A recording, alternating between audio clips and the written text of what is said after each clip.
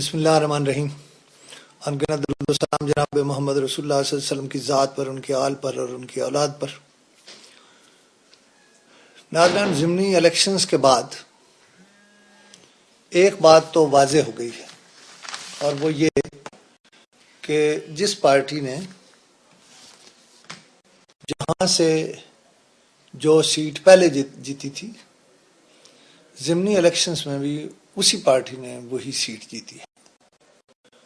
اس کا مطلب یہ ہے کہ وہ جو بات کر رہے تھے کہ ایک فیکٹر آ رہا ہے جناب عمران خان کا اور ان کی مقبولیت کا اور نوجوانوں کا اور ووٹ کی تبدیلی کا،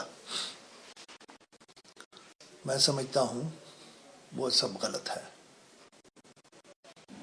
ایسا بالکل نہیں ہے۔ نتائج یہ بتا رہے ہیں کہ پیپلز پارٹی پہلے سے زیادہ مقبول ہو گئی ہے۔ جناب یوسف رضا گیلانی کے صاحبزادے نے جتنے ووٹ لیے، ذرا وہ تصور کریں، اور اب مسلم لیگ نون جو ہے اسے ووٹ ملے 49,000۔ ان کا دعویٰ ہے کہ جاوید ہاشمی نے 24,000 لیے تھے 2008 میں، ہمارے 25,000 ووٹ بڑھ گئے ہیں، لیکن اوپر فاصلہ اتنا بڑھ گیا ہے کہ تقریباً ڈبل ووٹ جو ہیں وہ ہیں جناب موسیٰ گیلانی کے۔ لہذا یہ معاملہ تو طے ہوا کہ آئندہ الیکشن بھی مسلم لیگ نون اور پیپلز پارٹی کے درمیان ہوگا۔ مسلم لیگ نون کی مقبولیت ووٹ یہ کہتے ہیں کہ پہلے سے بڑھ گئی ہے، اور پیپلز پارٹی کی مقبولیت بہت ہی بڑھ گئی ہے۔ لہذا وہ جو باتیں کرتے تھے تبدیلی کی اور آصف علی زرداری کی اور پیپلز پارٹی کی کرپشن کی، میں نہیں سمجھتا کوئی بہت زیادہ وہ تبدیلی لائے گی وہ والی بات، کیونکہ آن گراؤنڈ کچھ اور ہے۔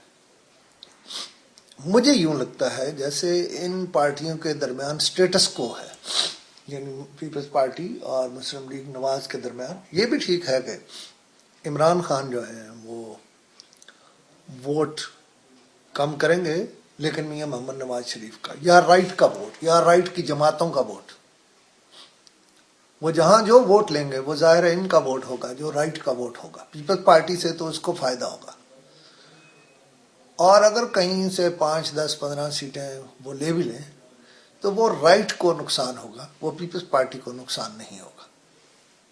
اب اس کے ساتھ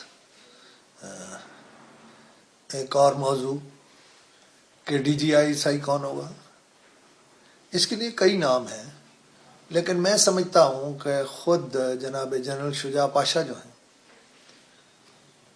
پہلی بات تو یہ ہے کہ ان کے ہی ڈی جی رہ جانے کا امکان ہے۔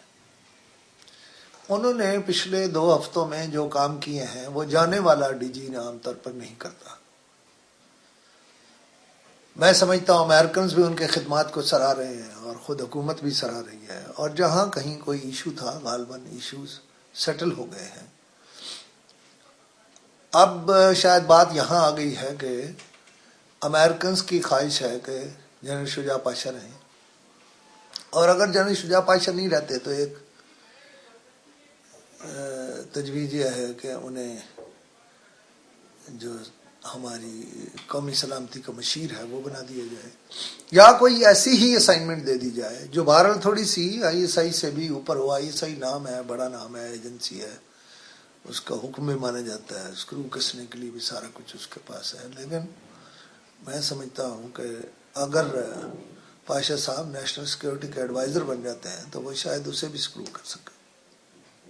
اب اس کے لیے میں پہلے لکھ چکا اور کہہ چکا کہ کراچی کے کور کمانڈر اور لاہور کے کور کمانڈر کے درمیان مقابلہ ہے۔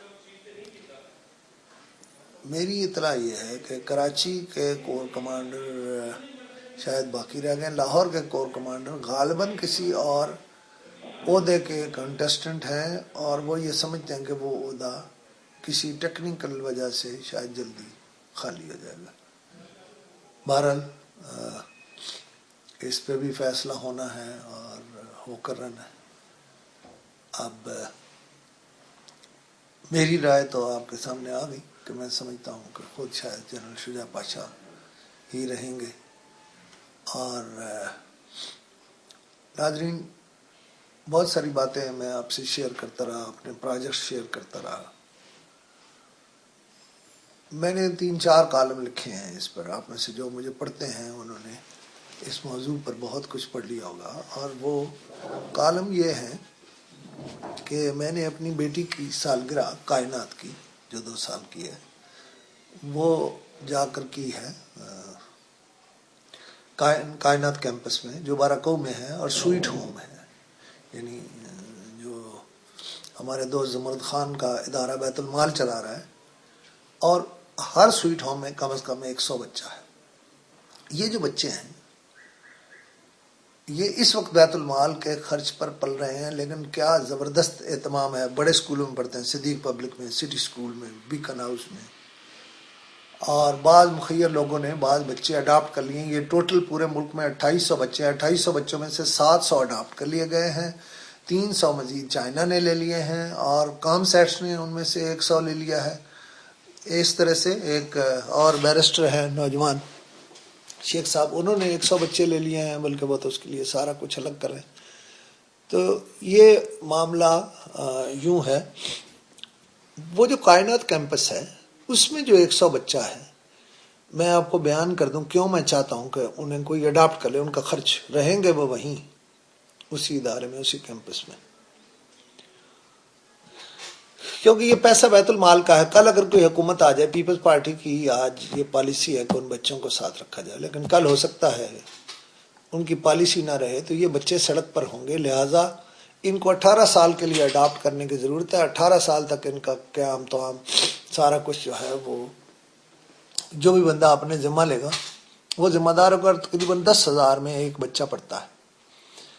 بہرحال اس کے لیے ایک طریقہ کار ہوگا. میں آج جناب زمرد خان سے اس پر بات کروں گا. وہ جو طریقہ کار بتائیں گے اس کے مطابق ہم آگے بڑھیں گے. لیکن وہ 100 بچہ بہرحال اڈاپٹ کروانا ہے مختلف لوگوں سے. اب آپ کو دوسری طرف لے جاتے ہیں. وہ یہ ہے کہ میں نے اپنے گاؤں میں نکا کوٹ میں، آپ کو کل یا پرسوں میں ویڈیو دکھاؤں گا میں کیا کر رہا ہوں، کہاں کیا کرنا چاہتا ہوں. میں چند 100 کنال جگہ لے کر وہاں ان یتیم اور لاوارث بچوں کے ادارے بنانا چاہتا ہوں. پتہ نہیں کہاں کامیاب ہوں گا، لیکن انشاءاللہ میں اس پر جو کام کرنا چاہتا ہوں، مجھے یقین ہے میرا رب میرا ساتھ دے گا. اور مجھے یہ بھی یقین ہے آپ سب بھی میرا ساتھ دیں گے. کوئی لمبی بات نہیں. آپ میں سے جو میرے ساتھ آنا چاہے، جو جتنی مدد کر سکتا ہے، 500 کی کر سکتا ہے، 5,000 کی کر سکتا ہے، 5 لاکھ کی کر سکتا ہے، 5 کروڑ کی کر سکتا ہے، اس کے اور اللہ کے درمیان کا معاملہ ہے. اور اس کے لیے زکوٰۃ و صدقات ٹرسٹ کا اکاؤنٹ ہے. یہ ٹرسٹ جو ہے یہ میں اس کا چیئرمین ہوں، اور اس کا اکاؤنٹ نمبر ہے 2030-6 اور برانچ کوڈ ہے 0583. الائٹ بینک I-9 اسلام آباد. یہ جاوا ہوٹل اسلام آباد جو ہے اس کے نیچے، اس کے قریب ہے. تو اس کی تفصیل ویسے پٹی پر بھی چل رہی ہوگی، یا وہاں سے دیکھ سکتے ہیں. میں آپ سے اس پر بھی گفتگو کرتا رہوں گا، اور ملکی معاملات پر بھی گفتگو ہوتی رہے گی. بہت شکریہ، بہت محبت. آپ کوئی تو ہے